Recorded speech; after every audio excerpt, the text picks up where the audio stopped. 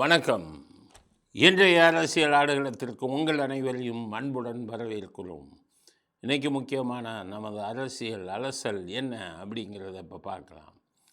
நான் முதையே சொன்னேன், செந்தில் பாலாஜி முன்ஜாமீன் ஹைகோர்ட்டில் நேற்று தான் ரிஜெக்ட் ஆச்சு, தள்ளுபடி பண்ணிட்டாங்க. தேடிக்கிட்டே இருந்தாங்க இவரை கைது பண்ண. இவங்க முதலே தப்பு பண்ணிட்டாங்க. எஃப்ஐஆர் போட்டதை வெளியில் சொல்லிட்டாங்க. எஃப்ஐஆர் போட்டுட்டு இதெல்லாம் வீட்டுக்கெல்லாம் போய் ரைடு அடித்து அப்புறம் தேடினா இவன் கையில் கிடப்பான். அந்தாலும் மண்ணை செந்தில் பாலாஜி இந்த மாதிரி திருட்டுத்தனம் பண்ணுறதுல மண்ணை. அதனால் ஓடி ஒளிஞ்சிட்டார். ஒளிஞ்சிட்டு சும்மா அங்கேருந்தே சுப்ரீம் கோர்ட்டு தான் சொல்லிட்டேன்ல, ஏழைகளுக்கான இது கிடையாது, கூடாரம் கிடையாது, பணக்காரர்களுக்கான கூடாரம் தான் சுப்ரீம் கோர்ட்டு. ஒரு ஏழைக்கு கூட சுப்ரீம் கோர்ட்டில் நீதி கிடைச்சதா நீ சொல்லவே முடியாது. கோடி லட்சம் கொடுத்தா கொலை செஞ்சாலும் தப்பிச்சிடும். இதுதான் சுப்ரீம் கோர்ட். எப்படி சொல்கிறேன்னா, பல வழக்குகள். பொன்முடிக்கு என்னாச்சு, 3 வருஷம் தான் ஜெயில் தண்டனை, தீர்ப்பு கொடுத்துட்டாங்க ஹைகோர்ட்டு. இன்றைக்கி ஜெயிலுக்கு போகல. திருப்பி மந்திரி பதவி ஆர்என் ரவிட்ட போய் எடுத்தாங்க. நீதியே அங்கேயே செத்து போச்சு. அப்போவே 3 வருஷம் ஆகி ஸ்டே கொடுத்துட்டு உக்காந்துட்டான். 10 வக்கீல், ஒரு வக்கீலுக்கு 1 கோடி, ரூமில் போய் வாங்கிட்டு வந்துட்டான் ஸ்டே. நீதிமன்றங்கள் இப்படி இருந்தால் எங்கே நீதி கிடைக்கும், யாருக்கு நீதி கிடைக்கும்? அதுதான். அதனால தான் உங்களுக்கு சுப்ரீம் கோர்ட்டுக்கு போகும்போதே நான் சொன்னேன், செந்தில் பாலாஜிட்ட கோடிக்கணக்கில் பணம் இருக்குது. அள்ளி கபில் சிபலை வேறு பிடிச்சிட்டாரு. சரி, நீங்கள் யாரை பிடிக்கணும்? அது கபில் சிபலை முழுங்கி சாப்பிட்ற மாதிரி வேறு வக்கீல் இருக்கானுங்களே, அவங்கள அங்கேயே சுப்ரீம் கோர்ட்டில் அவங்களும் பிடிச்சிருக்கணும்.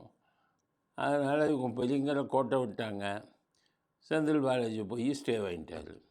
அவன் வெக்கம் இல்லாமல் ஸ்டே வர கொடுக்குறான். என்னையா 100 கோடி ஊழல் பண்ணிட்டான்னு சொல்கிறாங்க. ஸ்டே முடிஞ்சது, விசாரிக்கக்கூடாது அப்படிங்கிறான்.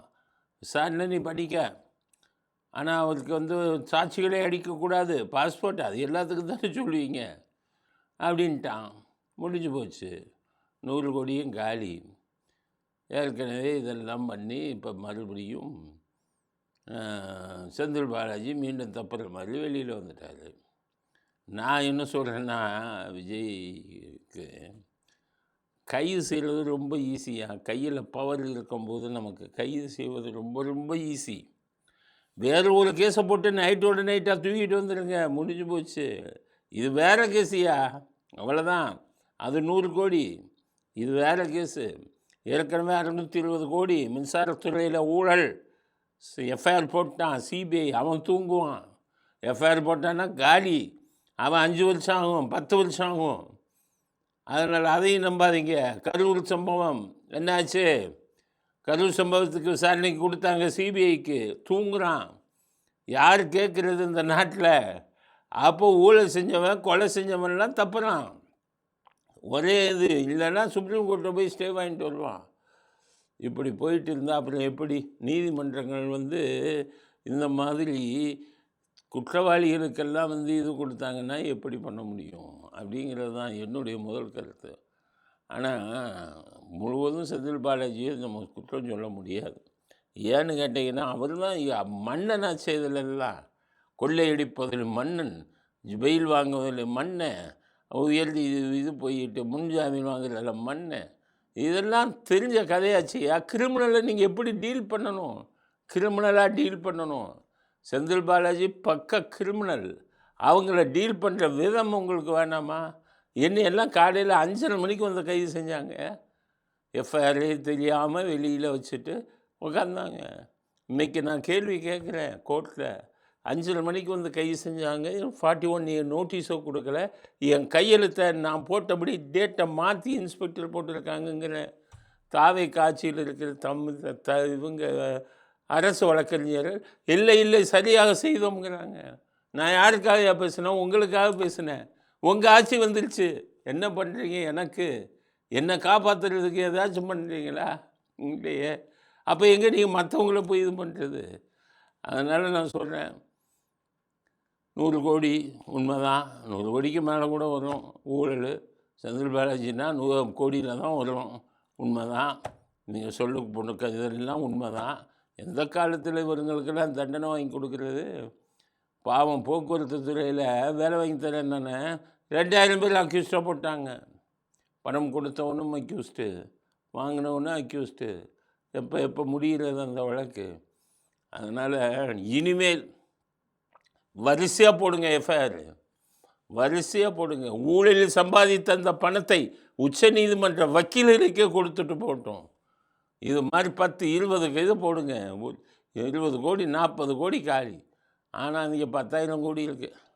நீங்கள் இந்த வழக்கில் நம்ம எவ்வளவு தான் போட்டாலும் செந்தில் பாலாஜியை ஒன்றும் செய்ய முடியாது.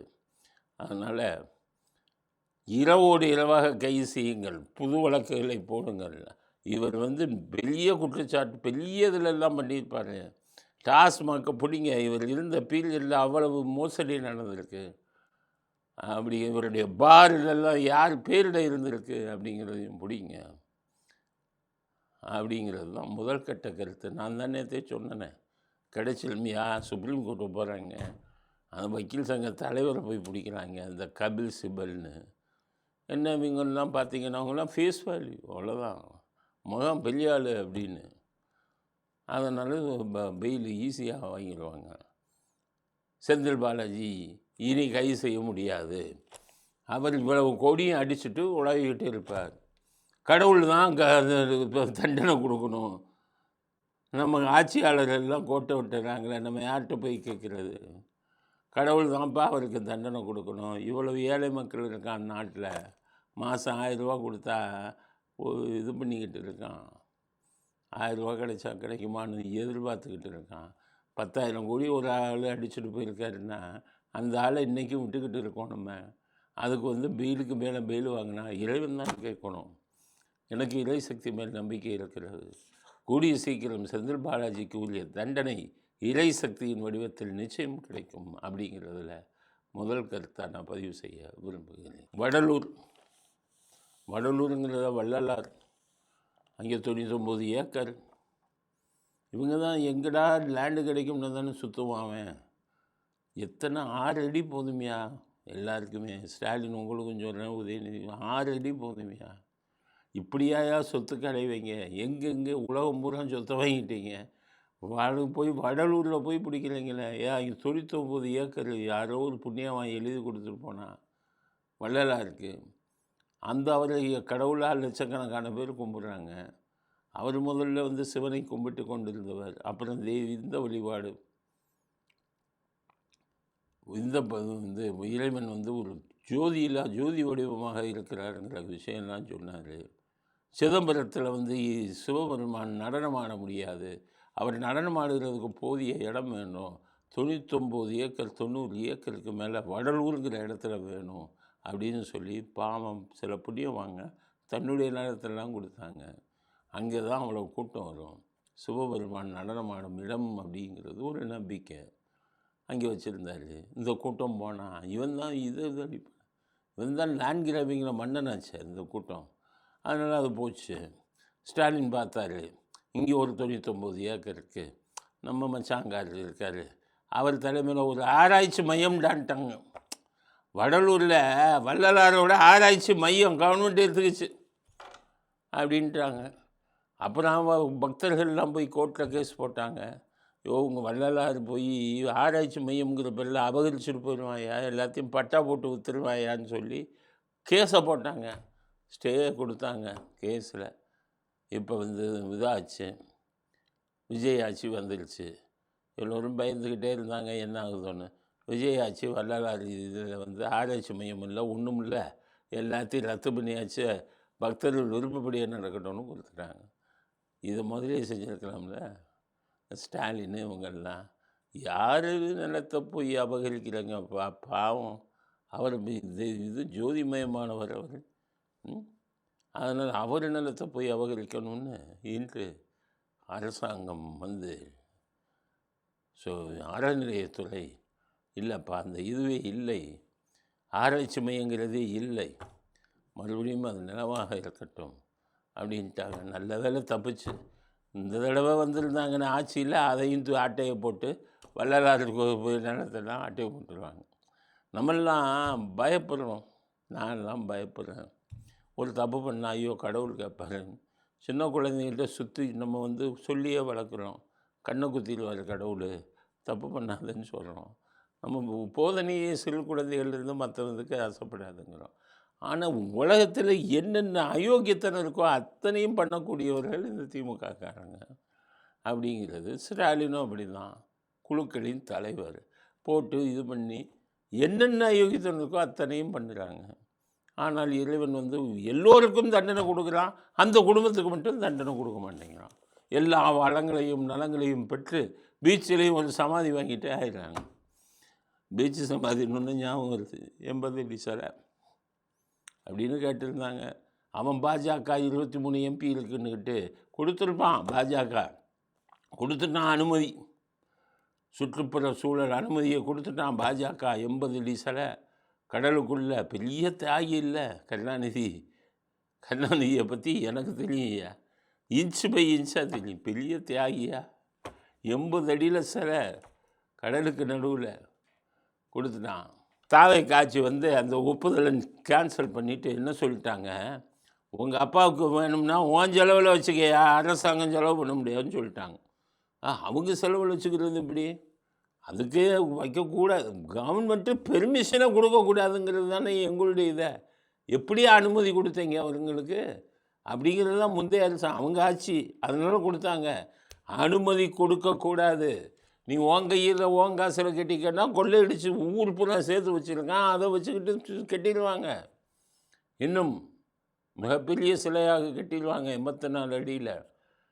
அதனால் அனுமதி கொடுக்கக்கூடாது. அது என்ன கடலுக்கு நடுவில் வைக்கிற அளவுக்கு தேச தியாகியா? ஊழல்வாதிக்கு போய் கடலுக்கு அடியில் கடலுக்கு இதில் சிலை வைப்பீங்களா? அனுமதியே கொடுக்கக்கூடாது. இதில் இப்போ அரசாங்கத்துக்கு நாங்கள் எதிர்ப்பு தெரிவிக்கிறோம். அனுமதி கொடுக்கணும்னா உங்கள் காசில் கட்டினாலும் இவர் காசில் கட்டினா அவங்க போய் சிலை வச்சுருவாங்களா? ஏதோ சமாதி தான் வச்சுட்டீங்க. அதனால் சிலை வைப்பதற்கு அனுமதி கொடுக்கக்கூடாது. நீங்கள் சிலை வைப்பதற்கு அனுமதியை ரத்து பண்ணதுக்கு ரைட்டு, ஆனால் உன் காசில் வச்சுக்கன்னு சொல்கிறீங்களே, அந்த அனுமதி கூட கொடுக்கக்கூடாது. அதற்கு கூட தகுதியற்றவர் கருணாநிதி அப்படிங்கிறது தான் எங்களுடைய 80 அடி சிலையில் நம்முடைய கருத்து. அதுதான். இதுக்கு அடுத்தது பார்த்திங்கன்னா, மஞ்சளும் சிகப்பும் ரெண்டும் சேர்ந்துச்சுன்னா காவி உடை அப்படிங்கிறது. நீட்டு ரத்து தொடர்பாக பெரிய போராட்டம் நடத்துனாங்கன்னா, ஒரு போராட்டம் நடத்தல, ஒரு இடம் நான் கேட்குறேன், நீட்டு ரத்து தொடர்பாக ஸ்டாலின் அறிக்கை விடுறாரு, பெரிய போராட்டம் நடத்தினோம். எங்கேயா போராட்டம் நடத்துவீங்க? நீட்டு ரத்து தொடர்பாக எங்கே போராட்டம் நடத்துவீங்க? காக்ரோச்சின கரப்பாம்பூச்சிக்காரன் டெல்லிக்காரன் நடத்தினான், அவனை ரத்து செய்கிறதுக்கு பண்ணலை. அவன் நீட்டு இது நாத்தாள் லீக் ஆகி போச்சு, கசிந்து விட்டது வினாத்தாள்னு தான் போராட்டம் நடத்தினான். நீட்டை ரத்து பண்ணணுன்னு நடத்தலை. எதுக்கு திருப்பி திருப்பி சொல்கிறேன்னா, பூரா வாங்கின பணம், கோடிக்கணக்கில் பணத்தை வாங்கிட்டு தனியார் கல்லூரிகள் உங்ககிட்ட அவனுக்கு சப்போர்ட்டாக பேசணுங்கிறதுக்காக பேசுகிறாரு. நீட்டு தேர்வு இவர் நடத்தின போராட்டத்தை பார்த்து அதிர்ந்துட்டான். எது தாவைக்கா அரசாங்கம், இது மத்திய அரசாங்கம். இப்போ தாவைக்கா என்ன பண்ணியிருக்காங்க, தீக்காக்காரன் கொடியேற்றிட்டு நான் பரப்புரை பண்ண போகிறேன், நீட்டு தேர்வை ரத்து செய்யணும் அப்படின்னு சொல்லியிருக்காங்க. அந்த தாவைக்கா என்ன சொல்லியிருக்காங்க, கடைசி நேரத்தில் அனுமதி கொடுக்குறேன். ஏன்னா இவன் சாமியை செருப்பால் அடித்த பயிலுங்க இந்த தீக்காக்காரன். இவன் இப்போ எதுவாக இப்படி ஆரம்பிப்பான், அங்கே போனோன்னா அங்கே உள்ளே போய் சாமியை எடுத்து செருப்பால் அடிப்பான். உதச்சிருக்கணும் தீக்காக்காரனெல்லாம். தீக்காக்காரனுக்கெல்லாம் சொல்கிறேன் உங்களுக்கு, அந்த காலத்தில் இருந்த கதை வேறு. இப்போ பக்தர்கள்லாம் குதிச்சு போயிருக்கான். அங்கே போயிட்டு நீங்கள் போயிட்டு மறுபடியும் செருப்பை கட்டி எடுப்பேன், சாமியை நம்புவோம் முட்டாள்னா நீ தான் அடிமுட்டாள். நீ தான் பார்ப்பனர்களுக்கு எதிராக இருந்தவர். நீ ஈவரா பெரியார்னு பார்ப்பனத்திட்டே காலில் விழுந்தாள் தீக்காக்காரன், தீக்கா தலைவர் வீரமணி. நீங்கள்லாம் மறுபடியும் தீக்கா போராட்டம். சைக்கிளில் போகிறாங்க, சைக்கிளில் போய் என்னத்தை கிழிப்பீங்க? என்ன நீட்டை ரத்து பண்ணுறதுக்கு நீங்கள் 4 பேர் சைக்கிளில் போனீங்கன்னா ஊருக்கு 4 பேர் கூட இல்லை தீக்காக்காரன். இன்னும் ஒரு 4-5 பேர் வச்சுக்கிட்டு அதுக்கு ஒரு கட்சி, அதுக்கு ஒரு தலைவன், அதுக்கு ஒரு ட்ரஸ்ட்டு. அது இப்போ அனுமதி வந்து தாவேக்கா மறுத்துட்டாங்க. கரெக்டு தான், மறுத்தது கரெக்டு தான். எதுக்கே அனுமதி? உங்களுக்கு எதுக்கு அனுமதி? ஒழுங்கா நீங்கள் எதில் சொசைட்டியில், சமுதாயத்தில் என்னென்ன தப்பு இருக்கோ அத்தனையும் ஆதரிப்பவர்கள் நீங்கள். என்னென்ன தவறுகளை தப்புகளை போதித்தவர் உங்கள் தலைவர் ஈவேரா. அதற்கு வந்துக்கிட்டு அவங்களுக்கு போராட்ட அனுமதி மறுத்துனாங்கன்னா, சிவப்பும் மஞ்சளும் சேர்ந்தால் உருவாவது தான் காவியம். யார் சிவப்பு யார் மஞ்சள்னு ஒன்றும் புரியலை. ரெண்டும் சேர்ந்துருச்சான். மஞ்சள் வந்து இந்த இதுதான் பாஜக கட்சியான், சிவப்பு வந்து இவங்களாம். ஏன் சிவப்பு உங்கள் கட்சி கொடியில் வரல? உங்கள் கட்சி கொடியில் வந்ததா இல்லையா? கருப்பு சிவப்புன்னு தானே உங்கள் கொடி. ரெண்டும் சேர்ந்தது தான் காவி அப்படின்னு விஜய காவிங்கிறான். விஜய் காவி அப்படிங்கிறான்ல ஸ்டாலின். விஜய் வந்து காவின்னா உங்கள் கருப்பை விட காவி நல்ல நிலைமையா? கருப்புங்கிறத மனுஷங்களே உடுத்த மாட்டாத கலரியா? கருப்பு சட்டையே அணிய மாட்டான் எவனும். அது சனியோட கலரு, சனியை முடித்த கலருன்னு வேணான்மா. அதை கொடியில் வச்சுக்கிட்டு சட்டையை போட்டுக்கிட்டு சுற்றணும் கூட்டம் நீங்கள். உங்கள் இதே வேணான்னு மக்களே ஒருத்தவனாச்சே. ஆரம்ப கட்டத்தில் அப்படியே எம்ஜிஆரை கொண்டாந்து கண்ணில் காமிச்சா அப்படியே வந்து ஆட்சி பிடித்த குறுக்கு வழியில் ஆட்சி பிடிச்சானுங்க நீங்கள். அவன் காவியை விட காவி என்ன? காவி நல்ல கலர். காவல்துறையே காக்கி விட தான் கொடுத்துனான். காக்கிங்கிறது என்ன? காவி தான். உங்கள் கருப்பை எவன் கொடுத்துனான்?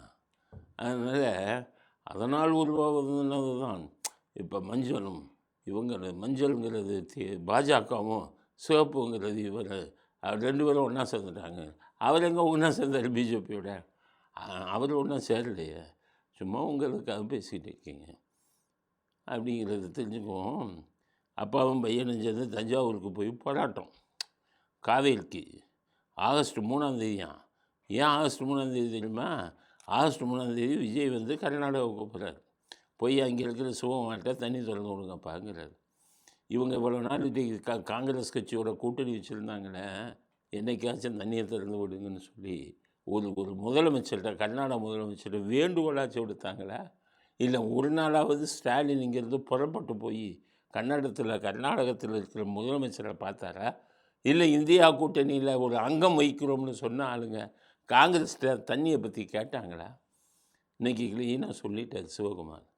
அப்போ தண்ணி இல்லை, இங்கே விஜய் வரட்டும், நானே அவரை வந்து ஹெலிகாப்டரில் ஏற்றி அனுப்புகிறேன். அணைகளில் பாருங்கள், அது பூரா குறுக்கணை. இந்த கருணாநிதி இருக்கும்போது கட்டுனானே, 1974 கட்டின கபினி அணை, இதை தான் காமிப்பாங்க. ஹேமாவதி அணை, இது பூரா கருணாநிதி இருக்கும்போது அப்போ கட்டின அணை. ஒன்றும் இல்லைன்னு காமிப்பேன் அப்படின்னு சொல்கிறார். வரட்டும். ஆனால் ரொம்ப அமைதியாக பேசுகிறேன்.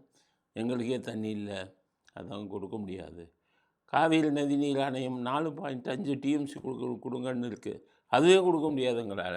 எங்கள் நிலைமை மோசமாக இருக்குது. இதுக்கிடையே திட்ட அறிக்கை இந்த பக்கம் சொல்லிவிட்டு மேகதூதுக்கு திட்ட அறிக்கை தயார் பண்ணி அனுப்புனாங்க. மத்திய நீர் ஆணையம் அனுமதி கொடுக்க முடியாதேன்ட்டாங்க. மேகதூது அணைக்கு இந்த அனுமதி கொடுன்னா காவேரி நதிநீர் ஆணையம் அனுமதி வேணும்ட்டாங்க. இன்றைக்கி மத்திய அரசாங்கமே சொல்லிட்டாங்க. இப்போ எதுக்கு அப்பாவும் பையனும் போயிட்டு தஞ்சாவூரில் நிற்கிறீங்க? அவங்க ஆட்சியில் இருக்கும்போது இன்றைக்காச்சும் அப்பாவும் பையனும் போய் தஞ்சாவூரில் நின்னீங்களா? போராடினீங்களா? பொருள் கொடுத்தீங்களா? 2 பேரும் போய் நிற்கிறீங்களே. இப்போ தான் மத்திய நதிநீர் ஆணையம் சொல்லிடுச்சே மேகதூது அணை கட்டக்கூடாதுன்னு. இருக்கிறது வந்து அணையில் தண்ணி இல்லைப்பா, நீ வந்து ஹெலிகாப்டரில் பார்த்துக்கன்னு சொல்கிறாங்க. அப்போ இதுக்கு போராட்டம் எதுக்கு நடத்தியோ? உங்களை ஏமாத்துறதுக்கு, நம்மளை ஏமாத்துறதுக்கு. ஆட்சியில் இருக்கும்போது ஊருக்கு இது கூட பேசுனதில்லை. இப்போ ஊரை ஏமாற்றுவதற்காக, உங்களையும் நம்மையும் ஏமாற்றுவதற்காக இப்படி ஒரு போராட்டத்தை அறிவித்திருக்கிறார் ஸ்டாலின். புரிஞ்சுக்கங்க, அதுக்கு தான் சொல்கிறேன். அரசியல்வாதி எப்படி நடிகங்கன்னு பார்த்துக்கங்க. தான் ஆட்சியில் இருக்கும்போது ஒரு பேச்சு, எதிர்கட்சியாக இருக்கும்போது ஒரு பேச்சு. விஜய் வந்த உடனே முடிவுக்கு வந்துட்டாங்க. இனி திமுக முடிஞ்சு போச்சு, காலி. எனக்கு டவுட்டு, ஸ்டாலின் வீட்டில் இருக்கிறவங்களே விஜய்க்கு போட்டாலும் போட்டுருப்பாங்க. அந்தளவுக்கு ட்ரெண்டு மாறி போச்சு. தலைகீழனாலே நீ ஆட்சிக்கு வர முடியாது திமுக. அப்படி ஆட்சிக்கு வந்தாலும் மக்கள் வந்து காரித்து போவாங்க. அவங்கள வந்து ஏற்றுக்கொள்ள மாட்டார்கள். நீங்கள் எப்படி தான் வர்றீங்க குறுக்கு வழியில் என்பதை பொறுத்திருந்து பார்க்கிறோம் அப்படிங்கிறது அடுத்த கட்ட கருத்து. டாஸ்மாக்கு வியாபாரங்கள்லாம் சொல்லிட்டாங்க. எம்ஆர்பி ரேட் 10 ரூபா இதுவா 20 ரூபா தான், அதெல்லாம் செந்தில் பாலாஜியோடு முடிஞ்சு போச்சு. பாட்டிலுக்கு 10 ரூபா, பாட்டிலுக்கு 20 ரூபா, அதெல்லாம் செந்தில் பாலாஜியோடு முடிஞ்சு போச்சு. ஒழுங்காக நீ வந்து கரெக்டு ரேட்டுக்கு விற்கணும். எக்ஸ்ட்ரா யார் வாங்கினீங்களோ குண்டர் சட்டத்தை தடை பண்ணிட்டாங்க. பயந்துட்டாங்க ஊழியர்கள்லாம். இது என்னடா வம்பு, குண்டர் சட்டத்தில் அடைப்பாங்கிறாங்கன்ட்டு. சரிப்பா இன்னமே நாங்கள் வாங்கலை அப்படின்ட்டாங்க. இன்னொரு ரவுண்டு, இன்னொரு இது என்ன பண்ணுறதுன்னா டாஸ்மாக்கே ப்ரைவேட் கையில் கொடுக்க போகிறேன்ட்டாங்க அப்படின்னு ஒரு முடிவு எடுத்துருக்கிறதா நியூஸ் வந்துருக்கு. உடனே டாஸ்மாக் கடையில் வேலை பார்த்தவன்லாம் போராட்டம். இன்னைக்கு என்ன சொல்கிறான், ப்ரைவேட்டுக்கு கொடுக்காதாங்கிறான். ஏன்னா ப்ரைவேட்டில் கொள்ளையடிக்க முடியாது. ஆனால் ப்ரைவேட்டுக்கு போனால் தான் நல்லா கொள்ளையடிக்கலாம். அதில் அப்போ தான் அரசாங்கம் வந்து இப்போ இதை ப்ரைவேட் கையில் கொடுத்துடாமான்னு யோசிக்கிறாங்க விஜய் அரசாங்கத்துக்கு நான் சொல்கிறேன். உங்களுக்கு பல விஷயம் சொல்கிறேன், கேட்கவே மாட்டேங்கிறீங்க எதையுமே. நான் பாட்டுக்கு பைத்தியக்கார மாதிரி மேடையில் மைக்கை வச்சுக்கிட்டு இப்போ உங்கள்கிட்ட கத்திக்கிட்டு இருக்கேன். நாடு நல்லா இருக்கணும், மக்கள் நல்லா இருக்கணும். நாங்கள் சொல்கிற எதையுமே கேட்க மாட்டேங்கிறீங்களே. டாஸ்மாகை தனிமயமாக்கக்கூடாது. ஏன்னு கேட்டீங்கன்னா முதல்ல தனியார்கிட்ட தான் இருந்தது. கள்ள சரக்கு தான் விற்பான் ஃபுல்லாக. பெங்களூர்லேருந்து இதுக்கு குரூப்பே இருக்குது. நல்ல சாராயம் கிடைக்காது. ப்ரைவேட்டுகிட்ட போய் கொடுக்கலாமா? அரசாங்கமாச்சும் ஊழல் பண்ணுனான்னு கேட்குறான். ப்ரைவேட்டை பண்ணால் அவனே ஊழல் பண்ணுவான். எல்லாம் மோசமாக இருக்கும். அப்போ ப்ரைவேட்டில் இருந்த நிலைமை வேறு. ராமசாமி உடையாருங்கிற நல்ல மனுஷன்ட்ட எம்ஜிஆர் கொடுத்தாரு சாராயம் காய்ச்சல். இப்போ நல்ல மனுஷங்கிட்டே சாராயம் காய்ச்சல் கொடுக்குறீங்க நீங்கள்? வெறும் ஜெகத்லட்சுமிட்டையும் டிஆர் பாலுட்டையும் கனிமொழிட்டையும் கம்பெனியில் வாங்கினா எப்படி உருப்படும்? சசிகலா கம்பெனியும் வாங்கினாங்க, உருப்படுமா? எல்லாம் கோடி கோடியாக கொள்ளை அடிக்கிறவங்க. அவங்ககிட்ட போய் நீ தனியார்மயமாக்கினா என்ன ஆகும்? ஒரு அமௌண்ட்டை வாங்கிட்டு கவர்மெண்ட்டு அவங்க கையில் கொடுத்துட்டு போகலான்னு பார்க்குறாங்க. தவறு. ஜெயலலிதா ஏமாற்றினாங்க. டாஸ்மாக் ஏன் உருவாச்சு? பல தடவை சொல்லியிருக்கேன். டாஸ்மாக்குங்கிற கம்பெனி உருவானது 2001 அப்புறம்தான். ஜெயலலிதா தான் அதை வந்து அரசாங்கத்துக்கு கொண்டு வந்தாங்க. அப்படியே இன்னும் ஞாபகம் இருக்கிறது எனக்கு. அவங்க சொன்னது அந்த வருமானம் பூரா அரசாங்கத்துக்கு வரட்டையா. கொலை பண்ணுறவன், கொள்ளை அடிக்கிறவன், இது பண்ணுறான், அவன் தான் ஏலத்துக்கு எடுக்கிறான். லாபம் பூரா இவ்வளவு லாபமும் ரவுடிட்டையும் நிலவகரிப்பு பண்ணுற அயோக்கிய பையன்ட்டையும் தான் போகுது அப்படின்னே சொன்னாங்க. முக்கால்வாசி டிஎம்கேக்காரன் தான் எடுக்கிறான். அவன் எலெக்ஷன் டைமில் வந்து பணத்தை கொட்டுறான். இதை பண்ணக்கூடாது. இதை அரசாங்கத்து கையில் வச்சுருக்கணும். மக்களுக்கு இந்த பணத்தை வந்து மக்கள் நலனுக்காக செலவு பண்ணணும் அப்படின்னு தான் டாஸ்மாகை அரசாங்கத்துக்கு கொண்டு வந்தாங்க. கொண்டு வந்த எண்ணம் நல்ல எண்ணம். தப்பு நடக்கத்தான் செய்யும். ஆனால் அரசாங்கம் அதை செக் பண்ணி பார்த்துக்கணும்.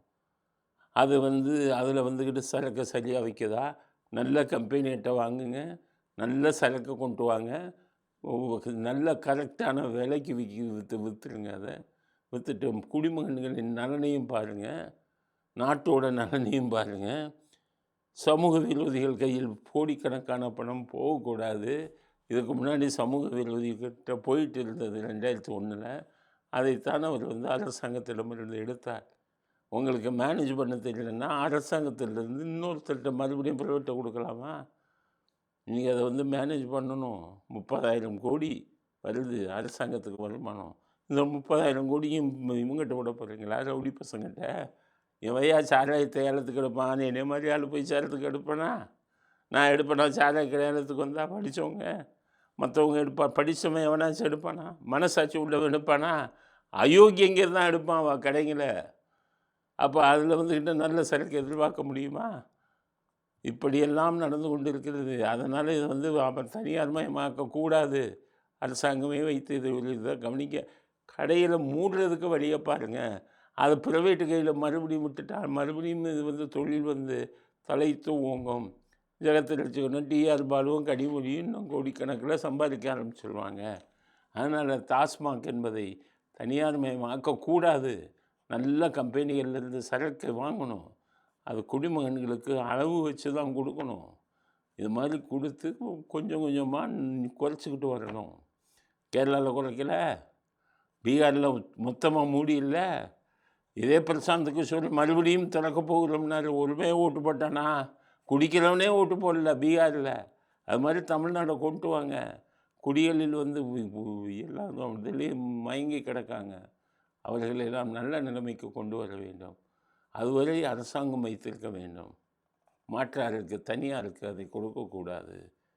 தனியாருக்கு கொடுத்தால் பல பிரச்சனைகள் வரும் என்பது நம்முடைய அடுத்த கட்ட கருத்து. இத்துடன் இன்றைய அரசியல் ஆடுகளம் நிறைவு பெறுகிறது. மீண்டும் நாளை புதிய செய்திகளுடன் உங்களை சந்திக்கிறோம். நன்றி, வணக்கம், ஜெய்ஹிந்த்.